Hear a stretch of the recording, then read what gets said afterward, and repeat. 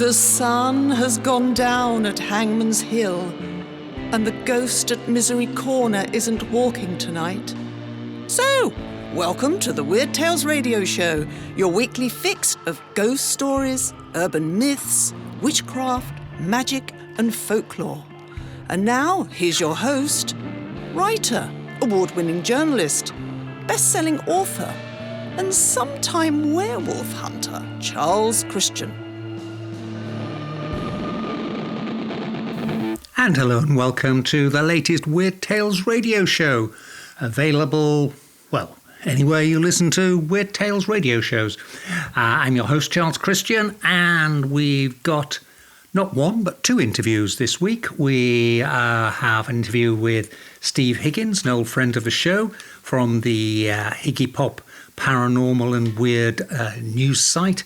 And he's going to be talking about upcoming television specials over the Halloween period and as we move into the winter, when we all sit in at night and watch spooky things on the TV. Then, total change, we have Elijah Weikel, and he is, I suppose you'd say, a modern day green witch, and he's going to be talking to us about folk herbalism, using natural remedies in the modern day. Anyway, enough talking from me. Let's get on with the show. Right, and it's my great pleasure to be talking to Steve Higgins again.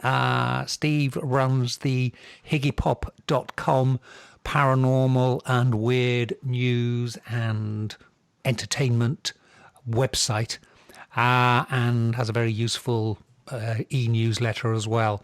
And it's got to that time of the year where Halloween's coming along, the nights are drawing in, it's time for watching spooky stuff on the TV, and Steve's got an update on what we can expect. Yeah, hi, thanks for having me back. Yes, it's looking interesting so far this Halloween. It's all changed a bit in terms of television, and in the UK, the full schedule hasn't actually been announced yet, but the one channel that does all the Halloween stuff is Really, who are going through a bit of a change at the moment. So it means we don't really know what we're going to get from them this year, but they have teased that their 13 Nights of Frights is coming back, which will be the 13 nights up to and including Halloween. Mm-hmm. So traditionally on those nights, they show usually 2 or 3 new shows, which is your normal sort of ghost hunting and paranormal shows. And so we know that's coming back, but we don't really know what they're going to be showing yet. Mm-hmm. But we can probably work it out, because usually the staple shows are Most Haunted. Yeah. But anyone who follows paranormal TV will know they've been dropped by the Really channel. So they won't be on the lineup this year, but they've gone off to do their own thing on YouTube. So they're doing a live investigation from a abandoned house in Liverpool for Halloween, which, although they don't have the backing of a channel, because their fans are so loyal, that might just be one of the things to look out for this Halloween. It might be quite a big show, even though it is a sort of lower budget kind of thing. Yeah. But back on Really, chances are there'll be new Ghost Adventures. There's a series that's aired in the US that hasn't aired in the UK yet. And Ghost Adventures, so this is Zach Bagans' crew, they always do their big Halloween live event that airs in the US. And British fans always feel they miss out on that. Mm-hmm. But obviously the truth is, if they showed a show from the US live here, it would air at about 4 a.m. So yeah, it doesn't really work time-wise anyway. But this year it's not live. It's a pre-recorded investigation of the house that inspired the first Conjuring movie. Right. So because that's not live, it may well mean that that's one of the shows that will be aired on Really. My guess would be that I'll probably go out on Halloween night in the US and the UK. Mm-hmm. And Really are also doing, Ghost Adventures are also airing a spin-off series in the US, which is a 4-part serial killer spirit show where they track down a little bit inappropriately, the ghosts of various American serial killers. So that starts in the 5th of October in the US. But again, I think that's probably something that could be aired in the UK as well. Yeah. But there's also rumours that there's going to be a new British show which will air over Halloween. And one of the UK ghost hunting groups who've worked with Really before are going to be doing a live investigation from a location somewhere in the UK on Halloween night. So that's all still to be announced. But again, that could be one to look out for. I think that could sort of rekindle that vibe that you had around the original Most Haunted Lives over Halloween back in the early days. Yeah, yeah. For people who don't know, what happened with Most Haunted? Because, I mean, that was huge. And, I mean, it's been going for, what, 15 years, 20 years, something like that? Yeah, about 16 years, I think. And it is still huge, although it's obviously very divisive. It's very Marmite. People either love it or hate it. But you can't deny it's a huge show. And it still pulls in the top ratings of all the paranormal shows on that network as well. Yeah. But what's happened recently is UK TV owned Really, and that was a joint venture by Discovery Network and BBC Worldwide. Mm-hmm. And Discovery and BBC have done this deal where they've swapped a few channels, and rather than co-owning a big group of channels, they've taken half each. Gotcha. So now Discovery entirely owns Really. So it's kind of under new management. And I think although Most Haunted performed for them, I think they want to be seen to be doing something different now. They want to be seen to be innovating. So they've commissioned another series of Help My House is Haunted, which aired for the first time last year. So they've got 12 episodes of that coming up in November. They've got these, we believe, 2 new shows coming up over Halloween. So I think it's just a case that they don't want to be taking a 16-year-old show. They want to be seen to be doing new and innovative TV that they make themselves rather than buying. Okay, and you mentioned one of the shows coming over is likely to be related to serial killers. I did see on your newsletter you were questioning whether this was in good taste or not, or how well that would go down. Yeah, I mean, we've had a similar incident in the UK recently with one of the online ghost teams who went in search, or not even in search, but they took on a case that related to Myra Hindley. Right, yes. And obviously the Moors murders. Mm-hmm. I think that was probably a bit more close to bone just because the victims' families are still alive. I mean, it's fairly recent. Yes. With Zach's team doing this serial killer spirits over Halloween, we don't really know what cases they'll be taking on. And there is that kind of, the further back in time, the more acceptable it is. No one has a problem with us tracking down the ghosts of Roman soldiers or even World War I or World War II soldiers. And so the sensitivity kind of dies down with time. So hopefully Zach's smart enough to know that. But it still could potentially be quite controversial. I suppose, as you say, it depends on how recent it was and how notorious or whatever, because obviously with the Myra Hindley Moors murders, they still haven't found some of the bodies, so there's that element of never been closure on it. But at the end of the day, I mean, all ghost hunting really is related to, in most cases, a crime. It's either, the most haunted house in the UK is said to be 30 East Drive in Pontefract, and the story there is that a black monk haunts the house, and he was a child killer who was killed for his crimes and thrown down a well. So almost every ghost story really has murder or, some sort of sinister crime attached to it. Will the television channels be sticking on lots of movies as well over the Halloween season? There's not been a lot of confirmation on that. The horror channel in the UK is showing a lot, but nothing special, nothing particularly exciting. I'm waiting to hear what the BBC might have planned. Again, they've not really announced anything. Last year, there was a Inside Number 9 special, which was very good. This year, there's a possibility they might be releasing their new version of War of the Worlds. Right, yes. That's definitely coming up in autumn at some point, but I'm not sure exactly when. But I'm sure there will be movies scattered across the schedule, just not 100% sure what. On Amazon and various streaming platforms at the moment, the new Halloween movie is available, which was in cinemas last year. Mm-hmm. So that's probably your best watch if you want a new movie for this Halloween and you don't want to go to cinema. Is the, because I was noticing that it seems to be that the Halloween season starts earlier than ever each year and lasts longer with paraphernalia, masks and plastic pumpkins appearing in supermarkets and the like. Is that the same thing reflected in television? Is it starting to be more than just something on the 31st? Yeah, definitely. I mean, like I say, really in the UK have their 13 Nights of Fright. So they make their Halloween programming last for 2 weeks, basically. Over in the US, the Travel Channel do Ghost-tober. So their Halloween programming started on the 1st of October. And they've got loads of new shows coming up, all brand new series or returning series. But at least sort of 2 or 3 new shows every night for the whole of October, basically. So they've got a lot going on over there.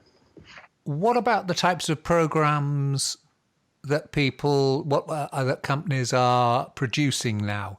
I mean, Most Haunted, certainly in the UK, set the model of people wandering around spooky houses with weird lighting and people detecting spirits or not, as the have followed the same model. Is there anything new coming along in the way that they're approaching live TV?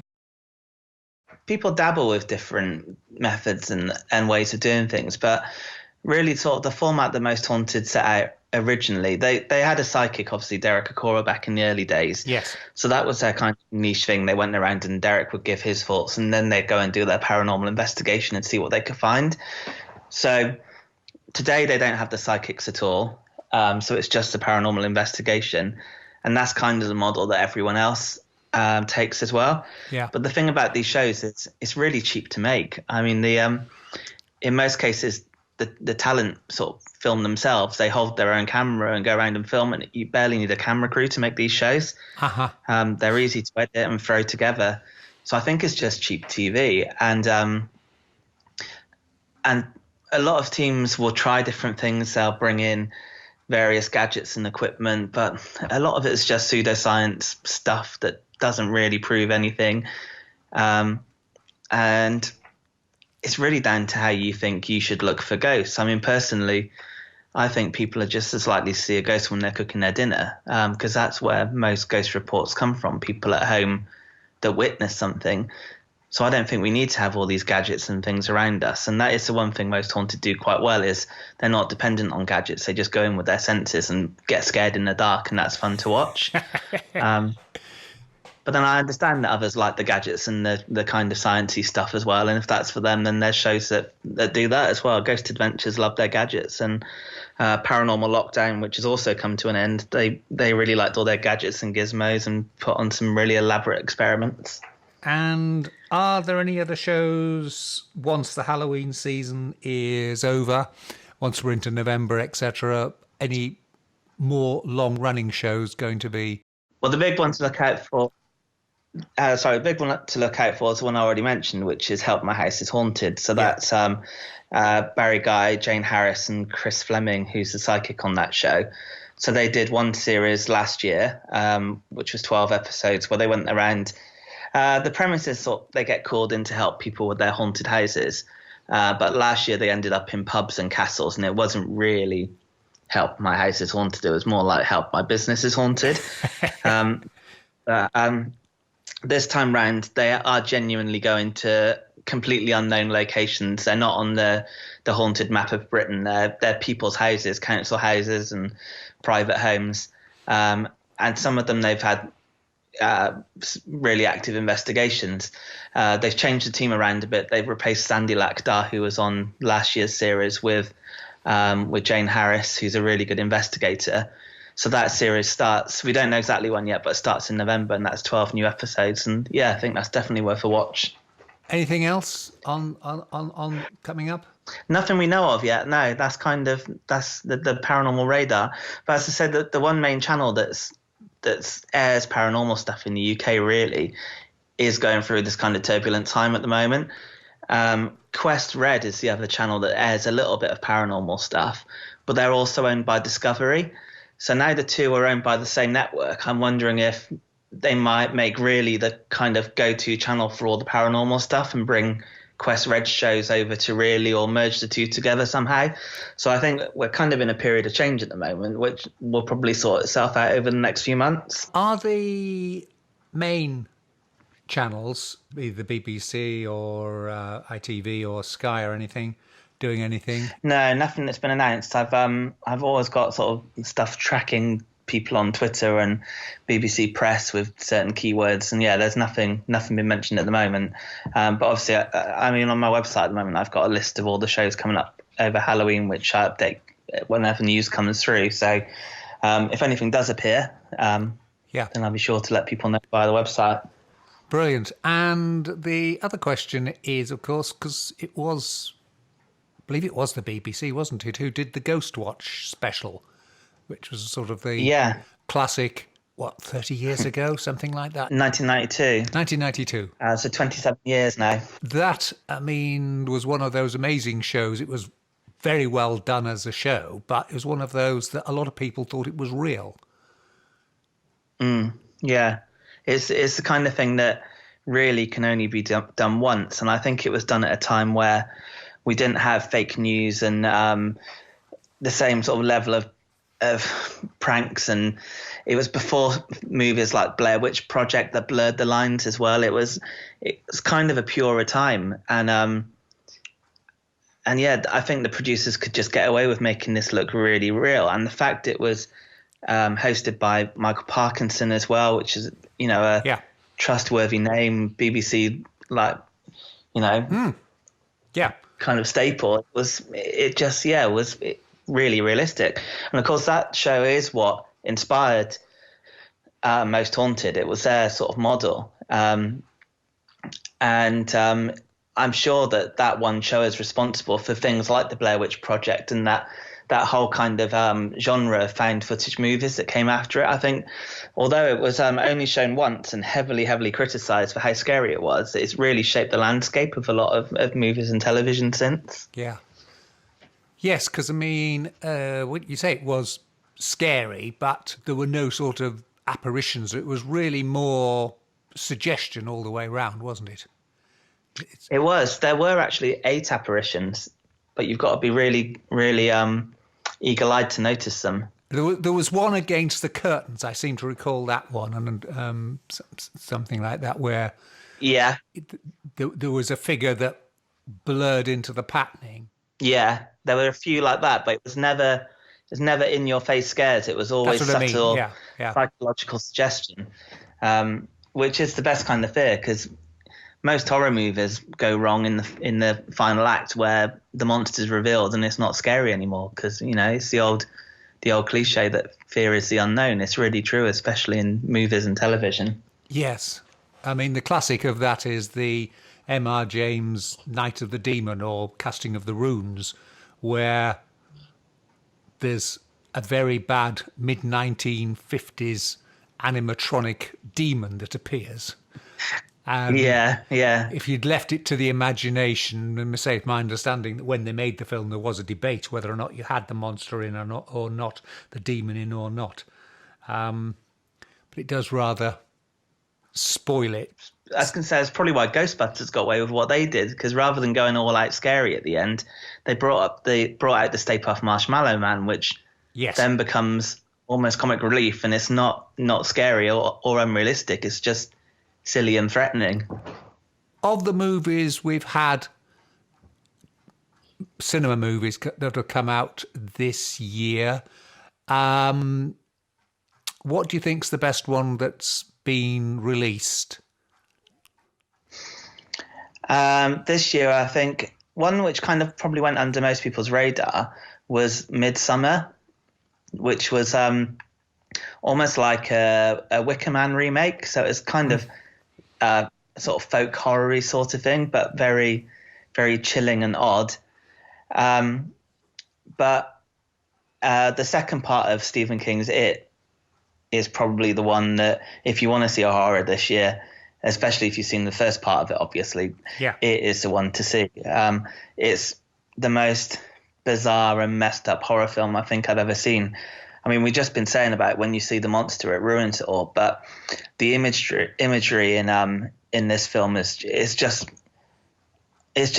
genuinely nightmarish. You see the monster, but it's so unearthly and so wrong that it still ends up being quite scary. And it's far beyond a clown. Yeah. Have we got any other horror movies coming up before the end of the year that you're aware of? There's Doctor Sleep coming out in October, beginning of October. So that's the sequel to The Shining. Right. And there's also for Halloween a new Addams Family remake as well, which is an animated version, which is the closest to really the sort of closest version they've ever made to the original comic strip. So the characters look very much like the original 1950s drawings, or whenever it was, might have even been earlier than that. But that looks interesting, although some people have found the character design a bit jarring. Yeah. But yeah, Halloween's the time to release an Addams Family movie. Yes. Right. And anything else on the paranormal entertainment front? We can... Just the awards coming up, really, for us at the moment. That's the focus at the website. Right. Tell us a bit more about that. So the Paranormal Entertainment Awards is the second year we've done it. We had 40,000 votes last year, so it seemed it was something that the paranormal community really wanted. So we launched nominations in beginning of October. We've been asking people to suggest their favorite content creators and movies and bloggers, podcasters, magazines, paranormal investigators, all that kind of thing. And then in November it goes to a public vote, so the public then get to have their say and choose the winners, which will be announced in December. Brilliant. And you can find that all on higgypop.com. Yeah, it's all very prominent on the website at the moment. So if you want to go along and nominate a podcast, for example, that's the place to go. Oh, that's an idea. Yes. Right. Well, Steve, thank you ever so much for your time. That was brilliant. No problem. Speak to you again soon. Thanks, Charles.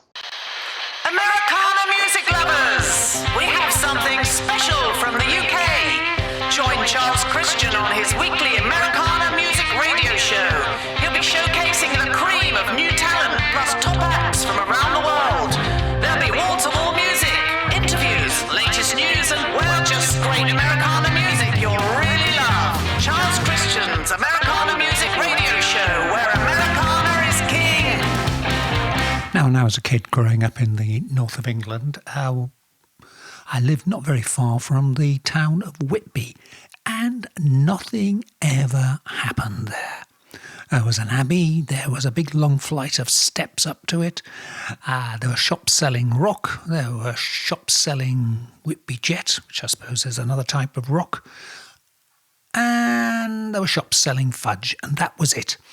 Since then, since I moved away from the area, all manner of craziness. There's goth festivals there, there's horror movie festivals, there's Dracula-themed festivals, because, of course, Whitby is the location where Dracula first made land in England.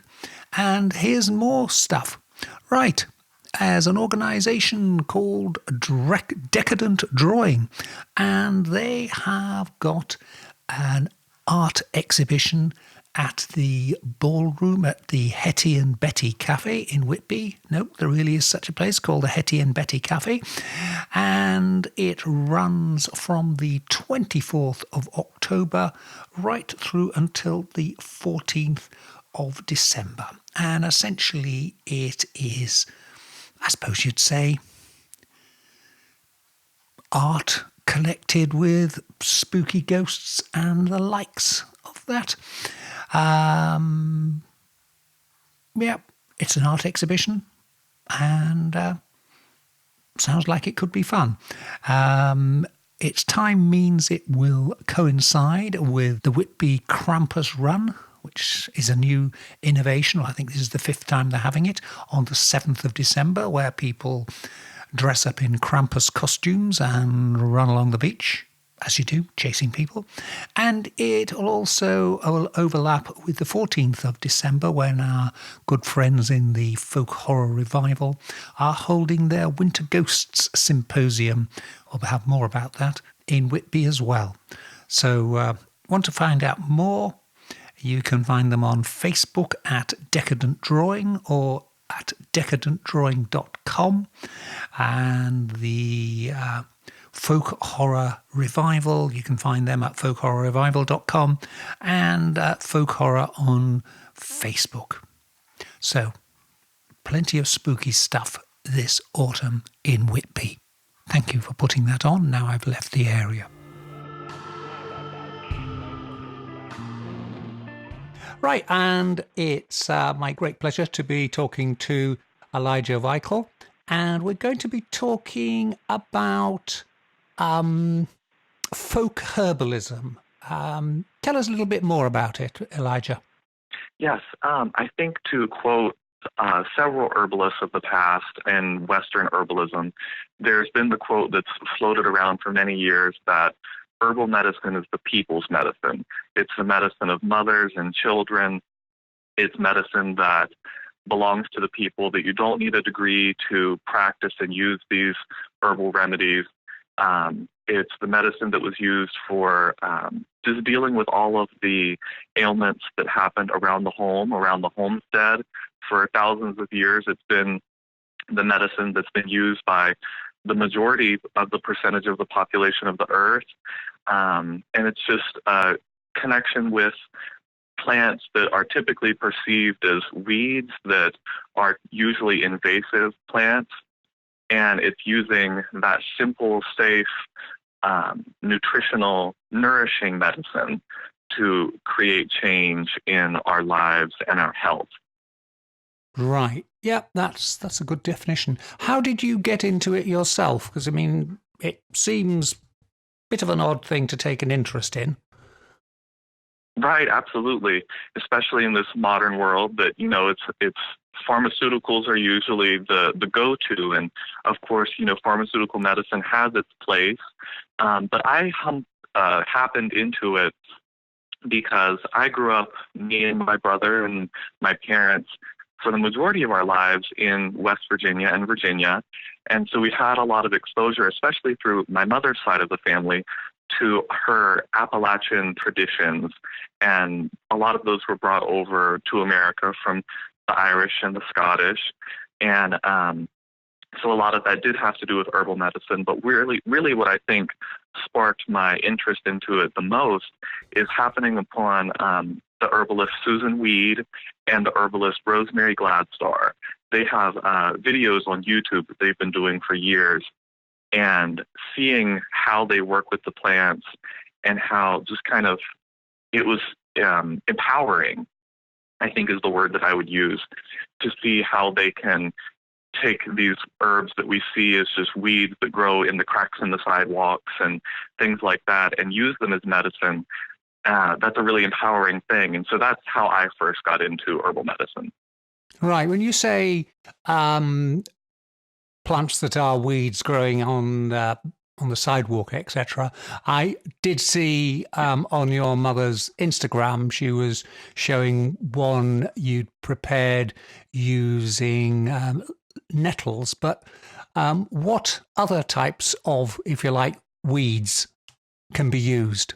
Yeah, so just some really, really common ones are dandelion in particular, that, you know, a lot of people like to spray weed killer on, things like that, or that they weed their yards because they don't like having dandelions in their yards. But that's such an odd concept for me, because dandelion is such a nourishing herb, and all parts of it are either medicinal or can be used as food. Typically and traditionally, the root is really supportive for the liver and helping aid in liver function. And then the leaves, which of course can be eaten as food, you can throw them right in your salad, is a really bitter herb that can help to stimulate digestion and stimulate the movement of digestion. And there also can be used whenever I make a tincture, which is an herbal remedy. It's an extraction using alcohol. I use the whole dandelion plant, the flower, the leaves, and the root. And because the root and the leaves are used, it has an effect on the kidneys as almost like a diuretic, which, helps to rid the body of excess water and fluid. But also because the root is present, it gives support to the liver. Right. What other weeds can we use? There's plantain, not like the banana type plantain that you see in the supermarket, but it's a small leaf that grows on the ground. Some other common names for it are ribwort. It's really excellent for if you're out in the woods and happen to get a little scrape or a bee sting, you can stick a leaf right in your mouth and chew it up and make what's called a spit poultice. And you can apply that right onto the wound or the bee sting, and it should help bring the inflammation down and kind of take the sting out a little bit. But then there are also, there are so many just really common plants like comfrey and burdock. And I'm actually just looking out the window from what I can see growing on our homestead and just kind of naming what I'm seeing, because all of this just really, it truly does just grow all around us and right underneath our feet. Mm-hmm. And yes, saying about stings and things, because obviously there's that well-known remedy that dock leaves are good for nettles if you get stung by nettles. And certainly in England, it's always said that, where nettles are growing, if you look around, you'll find dock leaves very close by. That is certainly the case on our homestead. That is probably two of the most abundant plants that we have, is stinging nettle and burdock. Is burdock then dock leaves? I think it could be a colloquialism. It could be referring to yellow dock or burdock. Right. But I would imagine the leaves generally have similar properties. No, it's just I'm familiar with the name burdock, but it never occurred to me before that dock leaves are burdock leaves. There used to be a drink, a fizzy drink that was sold in the UK when I was a kid growing up, and it was called dandelion and burdock. Oh, okay. I suspect it didn't have any dandelion or burdock in and was just a fizzy cola-like drink, but I just recall that from my youth. Right, okay then, and with collecting them, is this something you can do, obviously, in the depths of winter?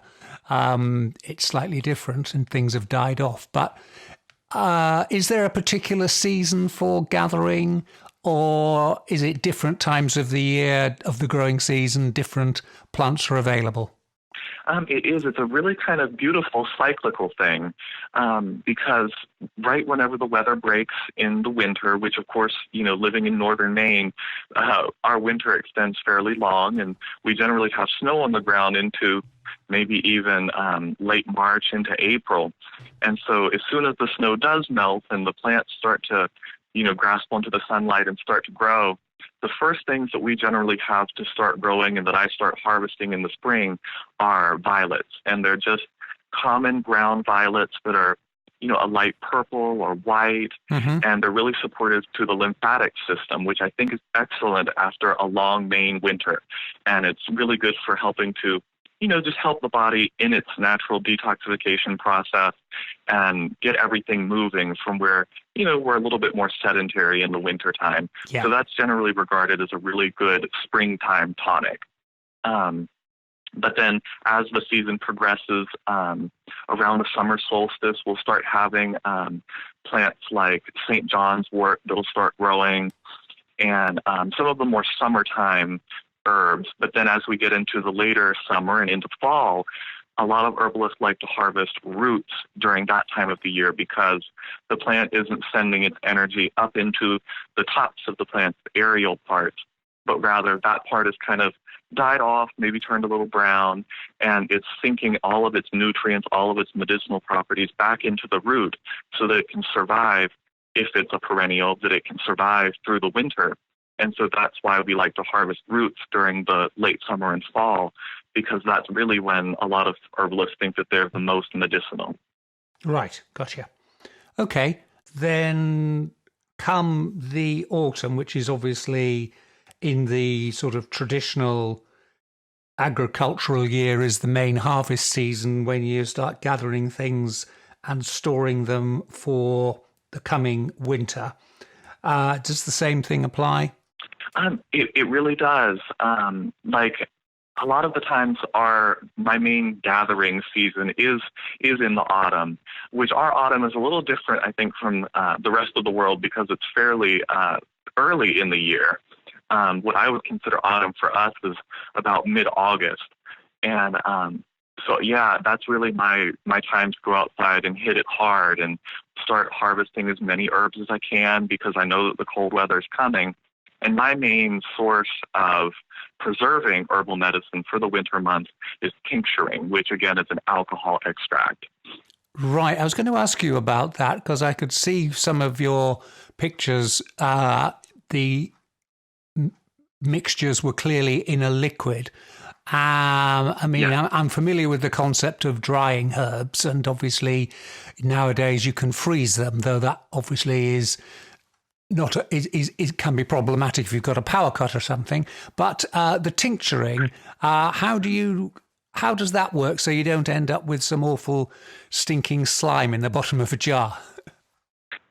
Yes. So tincturing is a practice that goes back thousands of years, and it's preserving the medicinal qualities of a plant using alcohol. And so what I typically use is 100 proof or 50% alcohol, which I typically use vodka because it has a neutral flavor and it really allows the flavors of the plant to come through in that extraction. And so how I usually go about it is what is usually called the folk method of tincturing, which is for the majority of plants using fresh plant material, chopping it up a little bit and then just filling a jar almost to the top with fresh plant material and then filling it again with that 100 proof or 50% alcohol vodka and letting that sit and what we call macerate for about 6 to 8 weeks or longer if you need it. And then after that, just straining out the plant material, saving that alcohol because that's where all of the medicinal properties of that plant is now. Right, I got you. And then you can just, because it's got the alcohol there, you can just bottle it and keep it more or less indefinitely. It is mostly pretty much indefinitely. Tinctures, for the most part, last years and years, and a lot of herbalists say that they just last a lifetime a lot of the times. You're listening to the Weird Tales radio show with Charles Christian. And what sort of volumes are you looking at when you've completed the process? I mean, have you got, if you're working on your nettle compound or some sort, do you end up with a pint of it, or is it just very small bottles? Because I know when you see tinctures sold in herbalists' shops, they're tiny little bottles.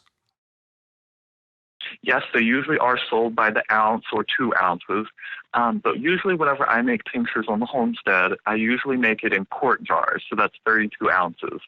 And then I would distribute that into some smaller bottles just for ease of taking it, because the typical dose for a lot of tinctures, not all of them, because, every herb is different, just like every medication is different, but for most of the nutritive herbs, the dose is about 20 to 30 drops, or about a dropper full of one of those little ounce dropper bottles. I got you. Yeah. Right. Okay. Can you give me some examples of tinctures you make? Yep. So pretty much all the tinctures that I make about the same in the way of the folk tincturing method of filling the jar with fresh plant material and then covering that plant material with vodka. But I tincture a lot of different things. Just this year, I tinctured the stinging nettle flowering tops, or the seeds, as one might call them. That you saw on Instagram is what that was. Mm-hmm. But then I've also done calendula blossom tinctures, which is great for the digestive system and the lymphatic system. I got to harvest some motherwort that I planted myself this year. It's great heart medicine. It's seen as a nervine herbal remedy, which means that it's soothing to the nervous system and can be great in quelling senses of nervousness and anxiety, things like that. And then some things that are a little bit more, I would say, exotic to me, just because they don't grow here, or I certainly can't find them.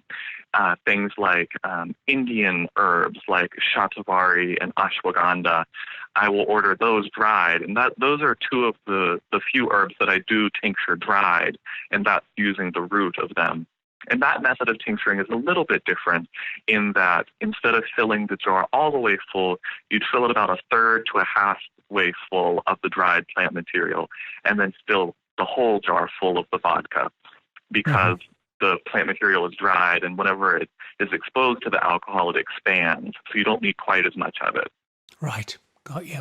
Yeah, for somebody who was interested in starting out doing this, obviously we have Dr. Google out there, and there's a YouTube video for everything nowadays.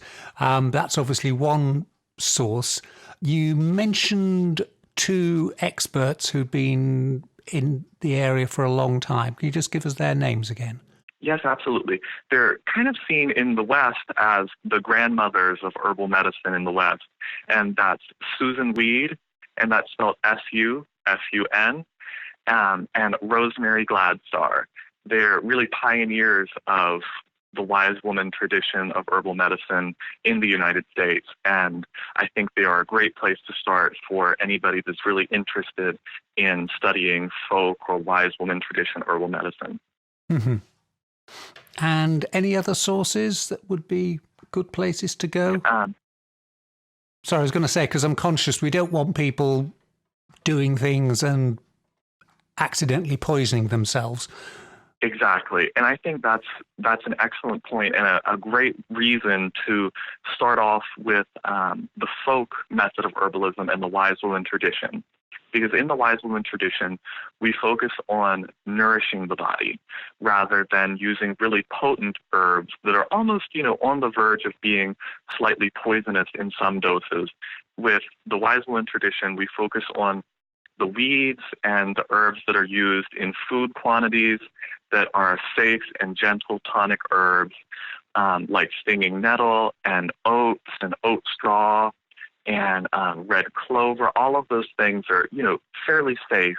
But I would just always make sure that you're referencing, any kind of drugs that you're taking that are pharmaceutical drugs is, I think, the number one concern. It's just making sure that there aren't any interactions, and if need be, get in contact with, your doctor, your primary care provider, my understanding in the UK is that there are medical herbalists that are licensed.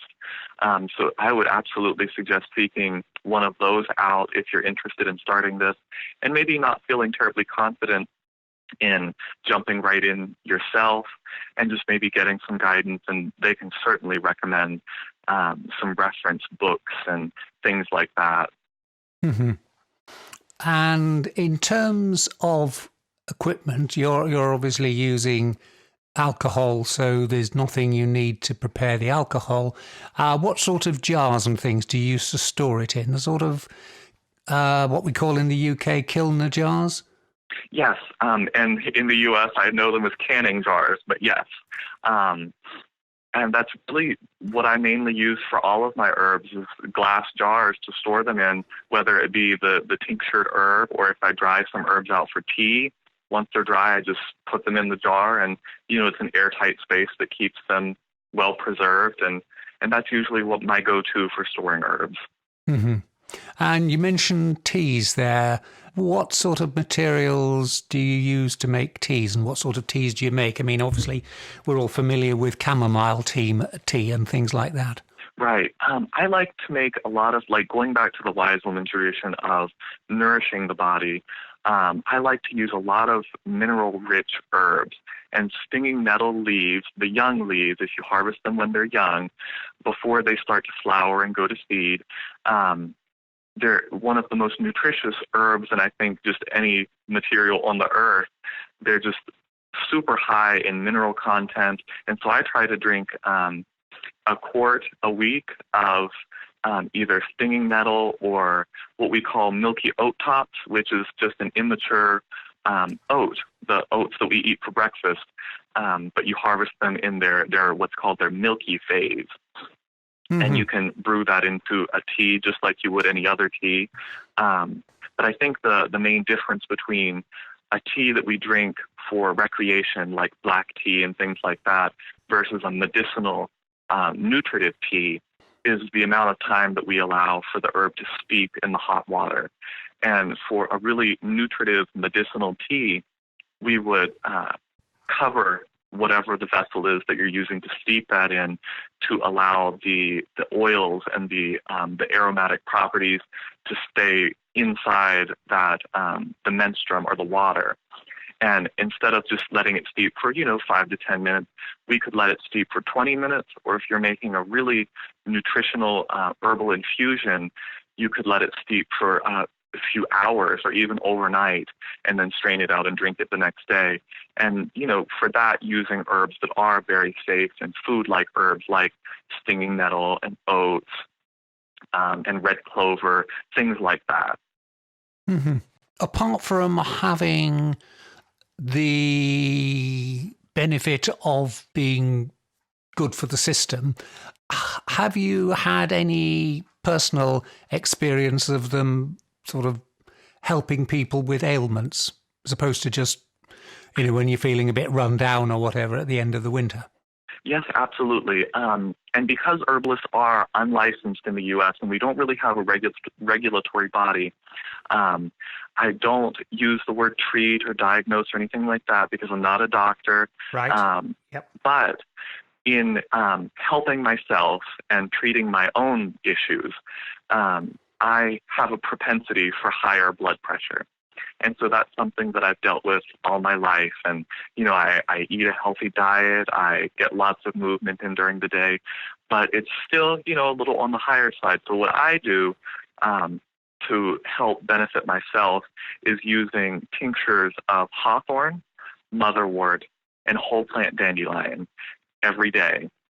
And I've seen that help to regulate my blood pressure.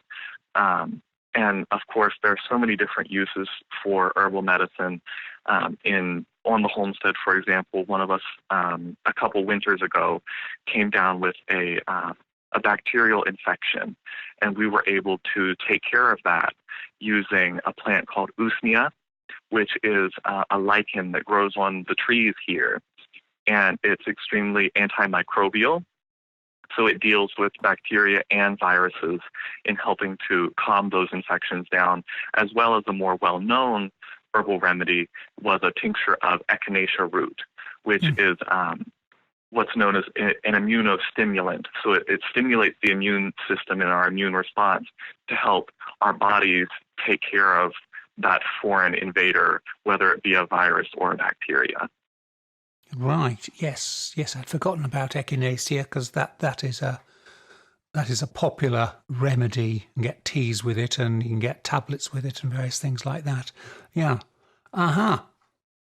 Right. Well, Elijah, that's been brilliant and very, very interesting. Do you say you don't practice? If anybody wanted to contact you for more, or do you not really want them to do that? That would be perfectly fine. If, I can't really give out, professional diagnoses or anything like that, but we can certainly have a chat about herbal medicine, and I can point them in the right direction for some really great resources. I can give my email if that would work. Mm-hmm. Yeah, and yes, if you could give me the email, that would be great, yes. Yes. So that's Elijah, Elijah, the letter G, Weikel, Weikel, @gmail.com. Right, well, I will leave you now because, as you said, it's late autumn for you. And Yes, it is. When do the snows start where you are? Well, last year it just started a couple weeks from today, so it may start any time, but we're kind of hoping that it's going to be a little bit later this year. Oh, lovely. Right. Well, thank you very much, Elijah. It's been brilliant talking to you. Yes, thank you as well.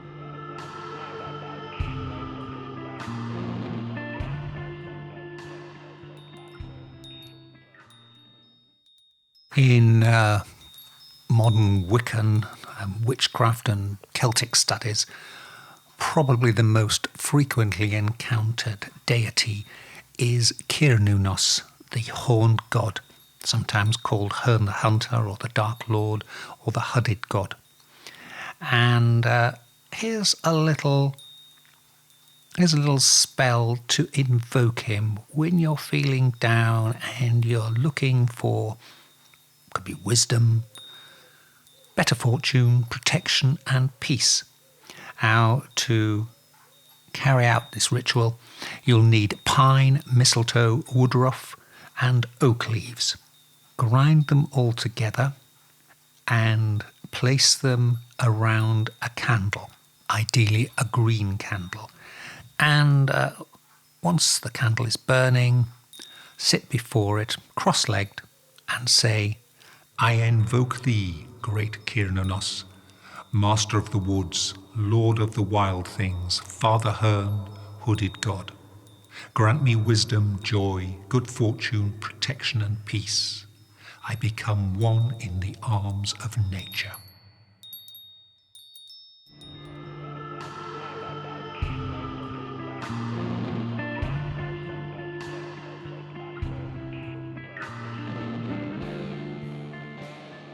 With the night starting to draw in and Halloween ahead of us, here's a story about a shop in York. This is the old walled city of York in the north of England that has just opened, and it sells ghosts.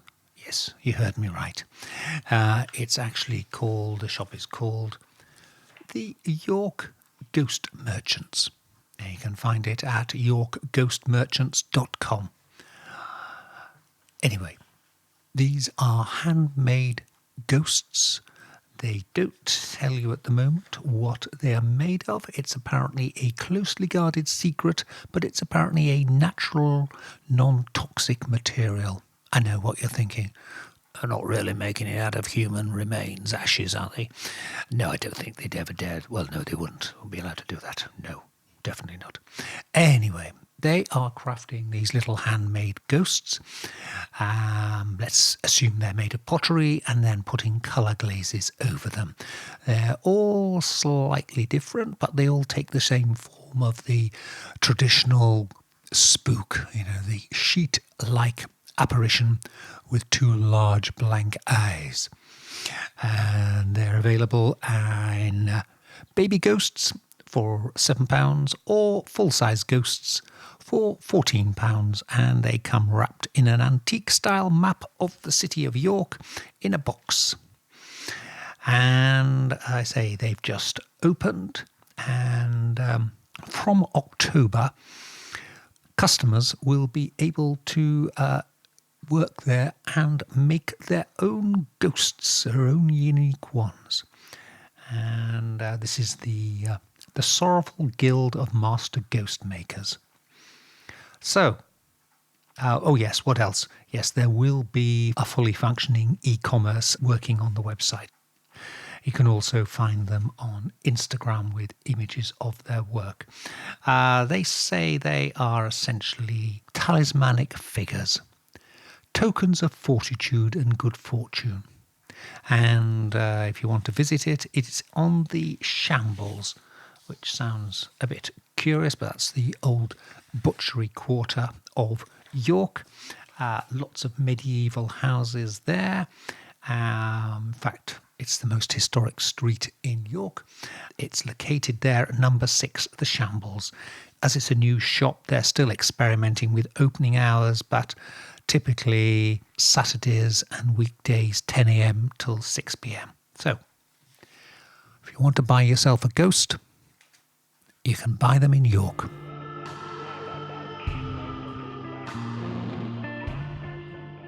I'm Charles Christian. I'd like to thank you for being with us for the last hour. Hope you've enjoyed the show. Janie and I will be back same time next week. But before we go, here's one my little story. I picked it up in a copy of the Folklore Society's news, and it's a report called Sorcery in Camden, and it's about a person there who lives in North London and recently found a card on their windscreen which read as follows: Great spiritual healer, Professor Bajimodo. No life without problems, specialists in relationship problems, brackets, love spells, black magic. I can help you to protect your marriage, impotence, full protection against bad people, evil spirits, removal of black magic, illness, depression, businesses in difficulty, job interviews, immigration, court cases, luck, and even the most hopeless cases. There is always a solution to your problems. Quick results guaranteed, always 100% discreet. And then there was a phone number for saying, contact Professor Bajimodo. So I did. I phoned him up. Nobody there. Phone doesn't seem to work. Oh dear. Either Professor Bajimodo's got another job, or perhaps, rather like in the M.R. James story Casting of the Runes, that's Night of the Demon, if you remember the old 1950s black and white movie, perhaps his spell casting has come back to haunt him and he's been carried off by one of the very demons he was dealing with. We'll never know. Well, if we ever do hear from Professor Bajimodo, we'll obviously let you know. Anyway, that's it. And until the next time, stay well, stay different. Good night. Black Shuck, the demon dog of East Anglia, is baying at the moon, which means it's time for us to go. You've been listening to the Weird Tales radio show with Charles Christian, your weekly fix of ghost stories, urban myths, witchcraft, magic and folklore. You can keep in touch with us online at www.weirdtalesradio.com, by email to weirdtales@icloud.com, and on Twitter at Christian Uncut. Join us again next week for another edition of the Weird Tales radio show. Good night. This podcast is a part of Straight Up Strange Productions. Discover more shows like this one at straightupstrange.com.